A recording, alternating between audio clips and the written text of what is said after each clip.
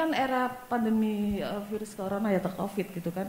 Sebenarnya seberapa penting sih di 2020 seperti ya Mas Anang itu yang selalu gimmick gitu.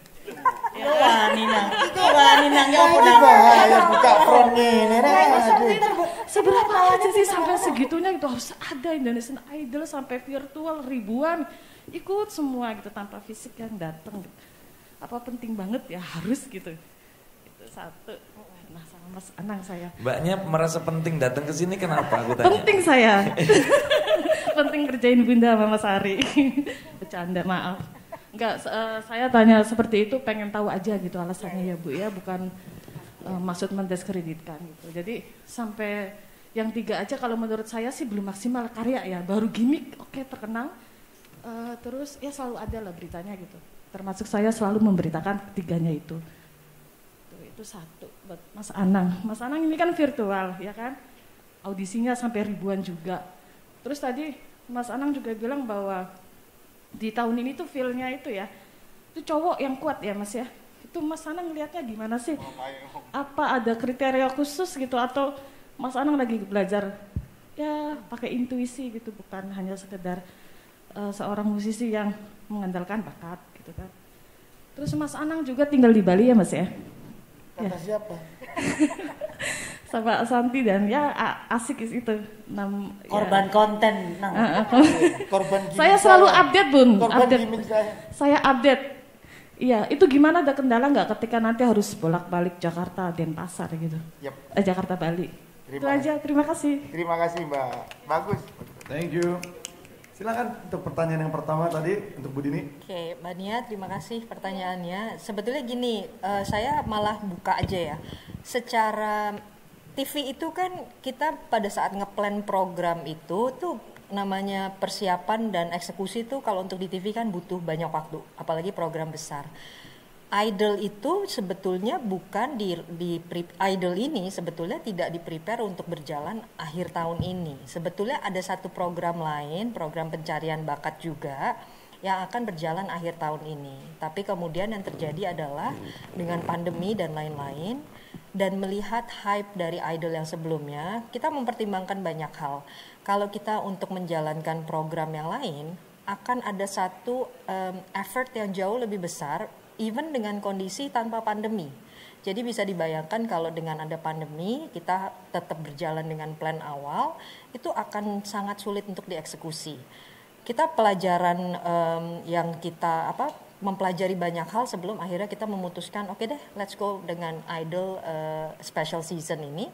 Tadi yang kita sampaikan, akhirnya kita merubah bagaimana metode kita mencari kontestan. Itu hal yang bisa kita lakukan dengan Indonesian Idol. Jadi kita di programming dengan produksi dengan Fabian, kita diskusinya sangat panjang dan sangat intens sebetulnya tentang dari awal bagaimana melakukan audisi online pun kita juga menyadari keterbatasan yang mungkin terjadi. Karena pengalaman kita sebelum-sebelumnya dengan online audition itu tadi yang Fabian bilang, bisa jadi orang langsung bernyanyi begitu saja, kualitasnya nggak bagus gitu. Kualitas nggak bagus tuh artinya dari segi dia merecord dan lain-lain tuh tidak bagus.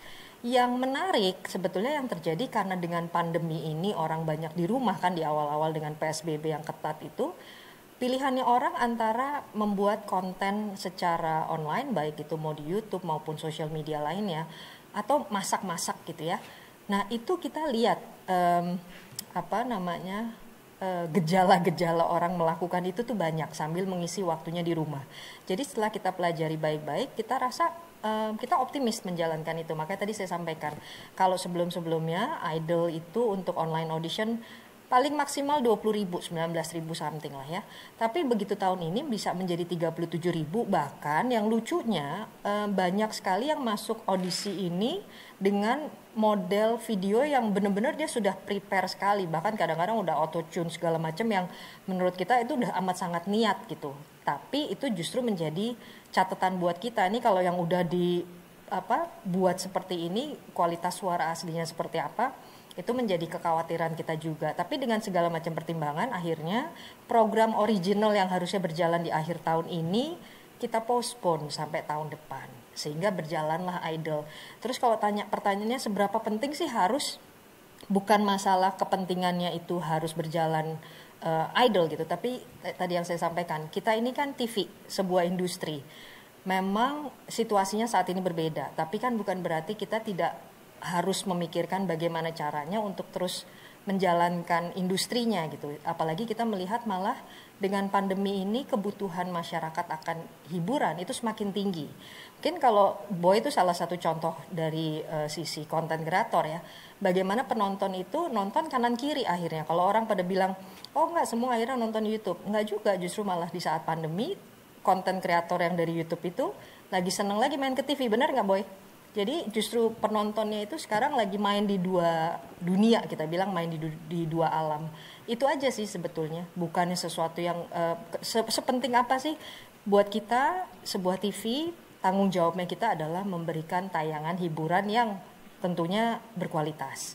Dan kami yakin RCTI punya kapasitas itu gitu. Jadi mungkin kalau tempat lain tidak punya program talent search yang secara kualitas dalam kondisi tadi ya, kami merasa punya. Apalagi kalau tadi Mbak Nia bilang Tiara Liodra Siva tuh masih gimmick.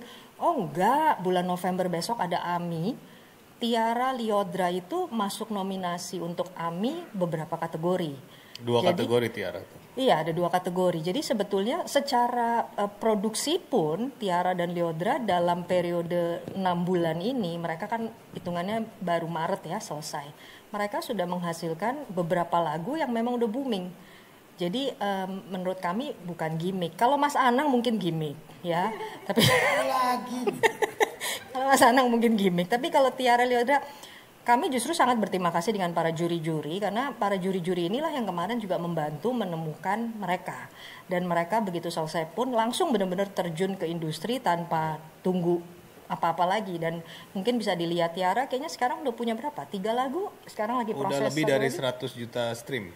Iya gitu. Jadi memang sudah menjadi penyanyi ya thanks to all the judges yang memang tahun kemarin doing great job untuk bisa menemukan mereka.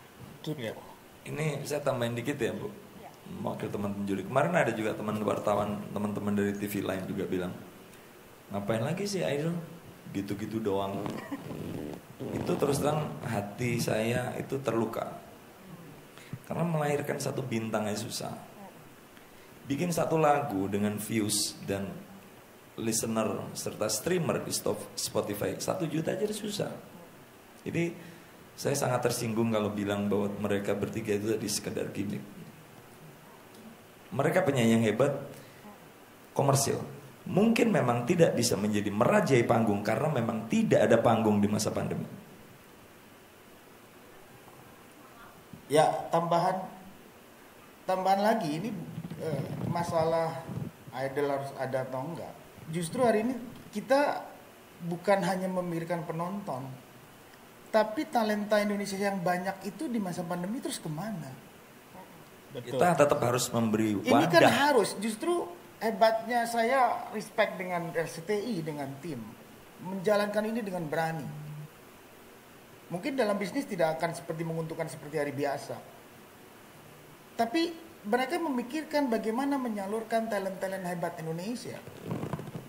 Untuk ditemukan dan dia menemukan jalur yang banyak yang bilang bahwa idol bukan jalur yang tepat, tapi buktinya masuk ke industri.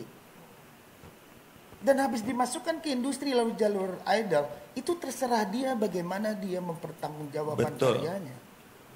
Bahwa kita hanya saluran, terus terang dalam masa pandemi ini banyak musisi yang di daerah hari ini di Jakarta pun sudah nggak bisa tampil. Mereka butuh saluran-saluran baru. Justru dengan era yang baru, dengan spesial chapter yang dilakukan ini hal yang sangat positif dan menarik untuk ke depan. Ini yang diharapkan bisa tumbuh banyak karena talent Indonesia itu sangat diakui luar biasa. Yang Mbak tonton mungkin yang sekedar gimmick sih. Ya. Iya, Mbak ini penggemar gimmick jadi ngiranya gimmick doang. Karena marahin Mas. Gimmick itu area Lasso TV itu gimmick. Ya. Terlalu cetek gitu. Pakai mic ya, Mbak. Kak, ada mic nggak Kak? Nggak dengar Mbak, harus ada. Nggak dengar Mbak, pakai mic. Thank you, silakan. Gimana tadi tambahannya? Tambahan nyanyi lagi. Ah, ini nanya lagi, nyanyi lagi. Ini nih, mohon maaf sebelumnya nih Mas Ari, kayaknya aku jadi nggak enak nih Mas Ari, agak tersinggung, mungkin salah persepsi. Maksud saya gini, ya itu kan 3 itu memang keren ya, melahirkan bakat yang luar biasa. Saya juga nggak memungkiri itu yang Indonesian Idol yang 10 ya, ini kan 11 kan. Ya saya tahu banget itu. Maksud saya gini, jadi era pandemi ini nggak maksimal gitu mereka itu, misalnya kayak roadshow-nya itu ya. Ya jangan salahin merekanya dong. Jadi kenapa nggak fokus ke dulu untuk RCTI ke mereka gitu. Nah, Fokus coba dijelaskan tadi bahwa kayak Tiara itu sudah menghasilkan berapa. Jangankan RCTI Mbak, Viewers. dunia aja tengkurap kena pandemi. iya Iya maksud dong. saya ke situ gitu, bukan mendiskreditkan kayak semacam tadi yang Mas Ari bilang ya. Mas Ari gini loh Mbak, Cleodra, Tiara, Ziva itu udah jadi Mbak. Iya udah jadi. Bukan gimmick Udah itu. selesai mereka. Jadi selesai. kita harus melahirkan yang baru lagi. Yang baru lagi. Iya maksudnya karyanya kalau menurut saya belum maksimal banget seperti yang waktu sebelum pandemi gitu, yang jadi sebelum bentuk Ya pandemi karena kayak Judika keadaannya gitu. pandemi. Saya Enggak, nanya, maksudnya waktunya Saya Mbak, ya. ini Belum 9 selesai. bulan nggak nyanyi Mbak. Bukan cuma nggak maksimal. Iya maksudnya saya ke arah situ pertanyaannya. Lah iya, tugas kita melahirkan yang Iya, baru makasih. lagi. Mas Bobi. Dan itu bukan ditentukan oleh RCTI loh. Maksudnya Iya, apakah kita pandemi harus ini- dorong terus nih Leodra, Tiara, Ziva? Bukan begitu. Mereka udah Nggak lahir, gitu. mereka berkarya, mereka masuk kami. Marian Jola akhirnya menang di Mama dan lain-lain.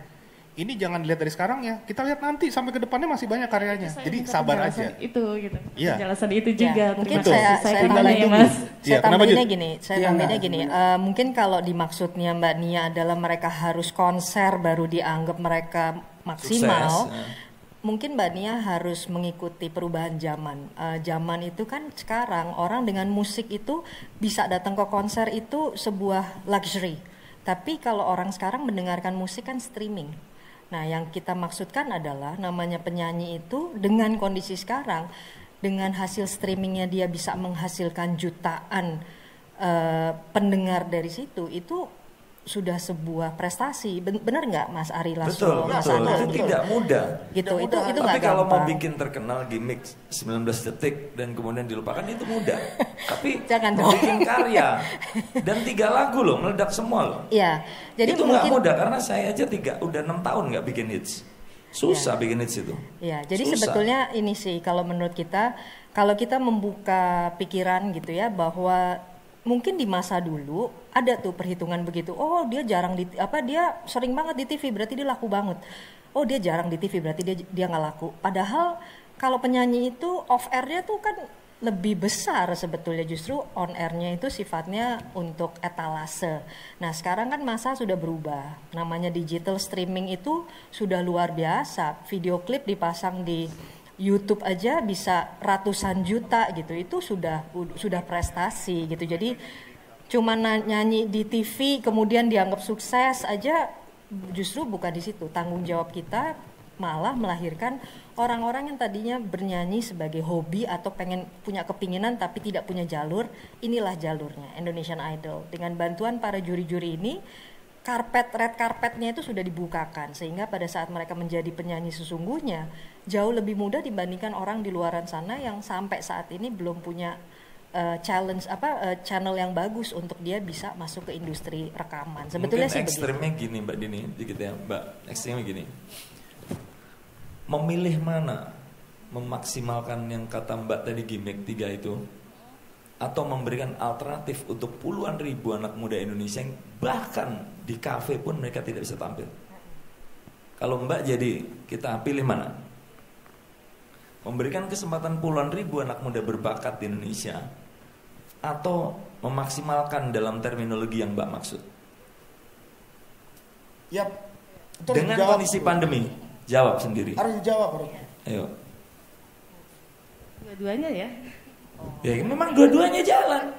Kalau Cukup terima kasih Mas. maaf, Ya. kalau mungkin aku boleh nambahin, mungkin gini kali, maksudnya adalah baru aja mereka lahir, kemudian ada idola yang baru lagi gitu. Tapi begini, sebetulnya RCTI itu Indonesian Idol itu memang tanggung jawabnya dan visinya adalah memberikan idola baru. Ketika kita kemarin udah mendapatkan idola, akan dicetak lagi idola baru. Tapi ketika lahir 3 idola ini bukan berarti di abandon gitu, bukan artinya jadi tersisihkan, tapi 3 ini tuh udah punya bakat yang luar biasa, punya kesempatan menjadi idola yang dilahirkan oleh Indonesian Idol, dan saatnya mereka belajar di industri musik, berjalan pelan-pelan, tapi pastinya RCTI akan selalu ada di belakang mereka untuk memberikan media-media, memberikan jalan supaya mereka bisa menjadi, akhirnya mungkin bisa menjadi posisinya seperti kita saat ini gitu. Pasti itu butuh waktu yang panjang, dan ya namanya juga pekerjaan nyanyi itu bukan sekedar mencari uang, tapi hobi yang akhirnya bisa membuat prestasi gitu. Semoga jadi, udah terjawab Dan artis yang sukses bukan hanya didukung oleh RCTI, tapi artis itu juga bisa tampil di stasiun lainnya. Betul. Karena bukan hanya artis RCTI. Betul. Di TV lain pun juga memaui mereka, berarti itu memaui itu apa ya? Menginginkan. Gimik kan, gimik ya. Mbaknya gimik. Iya. Ya Mbak, aku tambahin dikit ya. Sekali lagi Juri aku angkat bicara. secara Ayo loh Mbak, juri ngomong semua loh satu-satu loh. Ayo loh. Jurnalis yang baik itu yang berani mengkritisin suatu acara, Ya, bukan hanya betul, memuji ya Mas betul. Ari ya. Terima kasih. Aku setuju itu setiap season. Aku karena ikut season 2 itu semua orang bertanya ini belum ini udah ada yang ini, itu pasti ada. Tapi setelah saya ada di sini juga, saya berpikir memang saya dulu waktu jadi penyanyi nyari lomba-lomba itu tiap di mana aja saya ikut. Kalau dulu nggak lolos di season kedua pasti aku ikut season ketiga, season keempat, dan itu ditunggu-tunggu semua penyanyi yang pengen jadi penyanyi besar gitu. Acara-acara seperti ini dimanapun nanti dia ikut gitu. Dan kalau kita lihat yang kemarin, aku juga lihat ya kita kan salah satu yang ikut serta melahirkan mereka, dan kita lihat mereka. Tadi Mas Kobi udah bilang udah dapat nominasi banyak single mereka, bahkan bukan 3, kalau aku lihat sampai 10 besar. Rencana mereka keluarin single, judulnya pun aku tahu. Jadi RCTI untuk ini aku pikir luar biasa melakukan treatment buat mereka, walaupun memang kan semua ada timing. Aku punya manajemen sebenarnya dari dulu, aku bilang kalau ada yang tidak dipakai kasih ke aku, ke kita untuk ini. Tapi mereka memang one by one justru karena sangat serius gitu, jadi nggak barengan nanti malah nggak maksimal gitu. Kalaupun ada 1-2 nggak yang gimana, itu kembali lagi mungkin kayak saya dulu di Idol. Abis Idol saya nggak langsung hits kok. Saya sempat masuk Mahadewa, saya sempat hampir jadi vokalisnya Chris Patti. Jadi perjalanan itu membuat penyanyi itu memang kuat, dan ya nggak semua sesuai dengan keinginan kita. Pada akhirnya Tuhan yang Thank you. Boy, nambahin dikit ya Boy, nambahin dikit ya. Boleh. Kalau saya ngelihatnya justru berbeda Bu, nggak ada yang berbeda tahun ini kalau saya ngelihat, karena kalau sebelumnya itu kan habis Indonesian Idol selesai di April, di November berikutnya itu adalah Rising Star atau mungkin juga X Factor. Sebetulnya yang kami lakukan dengan sekarang tuh nggak ada bedanya, cuma kebetulan seperti yang Bu Dini tadi jelaskan, tahun ini itu kita ngelihat tantangannya kalau melakukan sesuatu yang baru kayak X Factor atau Rising Star itu lebih berat daripada kita melanjutkan Indonesian Idol yang kemarin sudah selesai di April. Jadi sebetulnya hanya mungkin karena ngelihatnya idol dengan idol seperti berdekatan. Padahal kalau kita bicara talent search dengan talent search, kita tiap tahun melakukannya sama sih sebetulnya. Polanya tiap akhir tahun berakhir di April. Itu sih Bu, sebetulnya nggak ada yang Tambahin berbeda. dikit. Tambah lagi. Oh, oke, Enggak, siap. harus Ayo tambah lanjut 5 terus ya. saja, lanjut, gak apa-apa kok. Karena ini kan Kemarinnya kapan juri ini? ya. Bayangin Mbak, kalau Mbaknya kan wartawan ya, udah malang melintang di industri. Bayangin sebagai kontestan, begini juga. Ini ya, makanya saya kayak gini juga, 5-5 kita serang gitu kan. Bukan serang sih, maksudnya memberikan kritik dan komentar juga. Nah, yang tadi dibilang bahwa 3 artis yang kita lahirkan dari Indonesian Idol itu tidak maksimal. Mbak mesti belajar lain kali kalau ngomong gitu pakai data. Jadi ngomong jangan asal jeplak. Jadi kalau misalnya kenapa bilang tidak maksimal? Datanya begini tidak maksimal. Kita bilang maksimal, datanya ada kok gitu loh. Bahwa mereka jutaan viewers, bukan lagi ratusan ribu viewers, tapi puluhan juta viewers setiap mereka ngelemparin sesuatu. Itu kan hebat. Dan mereka masuk ke semua TV. Makanya biasakan pakai data ya Mbak. Itu aja. Kalau mau bikin sebuah statement. Pakai data dari Smart Friend. Nah, pakai data dari Smart Friend, Mbak. Mantap ya. Masuk. Aman ya, kita happy semua? Happy? Happy, Mbak happy ya? Happy ya? Makasih Mantap. loh, Waduh, Mbak. gara-gara Mbak kita semua di sini kayak seru tahu. Thank you so much. Tapi waktu kita udah habis untuk Q&A-nya. Mohon maaf banget tapi kita mau foto session.